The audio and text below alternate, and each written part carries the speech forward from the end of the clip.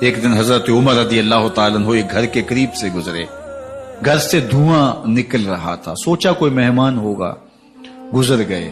تھوڑی دیر کے بعد پھر دوبارہ اس گلی سے گزر ہوا تو پھر دھواں نکل رہا تھا، پھر گزر گئے۔ 2 گھنٹے کے بعد پھر دوبارہ ادھر سے گزران ہوا تو پھر دھواں نکل رہا تھا۔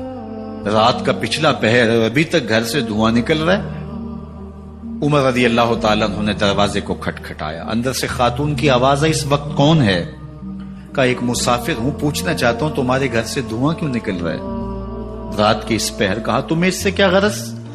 کہا نہیں مجھے تشویش ہوئی ہے۔ تو اس نے کہا عمر کی جان کو رو رہی ہوں۔ حضرت عمر رضی اللہ تعالیٰ عنہ نے کہا کیا ہوا؟ کہا کہ کھانے کے لیے گھر کچھ نہیں ہے، بچے ضد کر رہے ہیں، ہنڈیا کے اندر پتھر ڈال کر کے میں نیچے سے آگ دیے جا رہی ہوں، بچوں کہتی ہوں تھوڑی دیر ہے تھوڑی دیر ہے، کہ بچے تھک کے سو جائیں گے انتظار کر کے، تو کچھ ہو تو پکے، اور بچے ہیں بھوک سے، شدت بھوک کی وجہ سے سو بھی نہیں رہے، اور میں یہاں بیٹھے عمر کی جان رو رہی ہوں۔ حضرت عمر رضی اللہ تعالیٰ عنہ واپس آئے، گھی کا کنستر اٹھایا، آٹے کی بوری لی اور ساز و سامان لیا۔ خادم تھا آپ کا اسلم بیت المال میں، اس نے حضرت یہ سب کچھ میں اٹھا لیتا ہوں۔ کہا حشر کے دن میرا بوجھ اٹھاؤ گے؟ کہا نہیں وہ تو آپ کو اٹھانا ہوگا۔ کہا عمر کو آج خود ہی اٹھانے دو، اور اٹھا کے ان کے گھر آئے، اور گھر آ کے ان کو سب کچھ دیا۔ اور پھر اس کے بعد جب کھانا تیار ہوا، بلکہ روایت میں آتا ہے کہ جب آگ جلا رہی تھی تو عمر جھک کے چولہے میں پھونکے مار رہے تھے۔ اللہ اکبر! اس خاتون کو نہیں پتا کہ یہ کون ہے، یہ کوئی اجنبی مسافر ہے، میری مدد کر رہا ہے۔ پھر بچے جو ہے وہ جب کھانا کھا کے خوش ہوئے تو حضرت عمر رضی اللہ تعالیٰ عنہ نے دل میں سوچا اور کہا عمر جس طرح تو نے بچوں کو رلایا ہے آج ان بچوں کو ہنساؤ بھی۔ تو بچے بیٹھے ہیں تو عمر کبھی ادھر جاتے ہیں کبھی ادھر جاتے ہیں، جس طرح بچوں کو کھلانے کے لیے جو ہے وہ گھٹنوں کے بل اور ہاتھوں کے بل لوگ چلتے ہیں، حضرت عمر یوں چلتے ہیں اور وہ بچے مسکراتے ہیں۔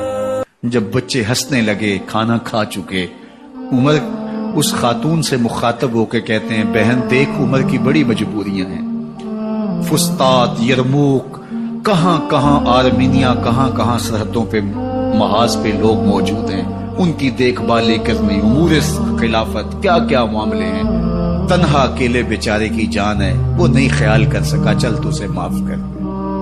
وہ بہن کہتی ہے تو اتنی ہمدردی کیوں کرتے عمر کی؟ نہیں میں عمر کو معاف نہیں کروں، کل قیامت کے دن میں اللہ کے حضور عمر کا گریبان پکڑوں گی۔ تو دوسرے علاقے فتح کرتا تھا، میری خبر ہی نہیں تھی۔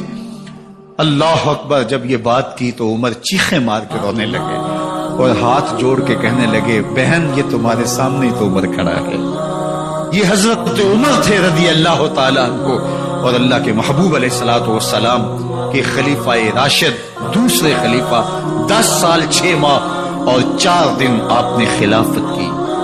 اور تاریخ کہتی ہے اگر عمر رضی اللہ تعالیٰ عنہ کو 10 سال اور مل جاتے، یا مغربی مفکرین کہتے ہیں کہ اگر کائنات کو ایک عمر اور مل جاتا پوری دنیا پہ مسلمانوں کی حکومت۔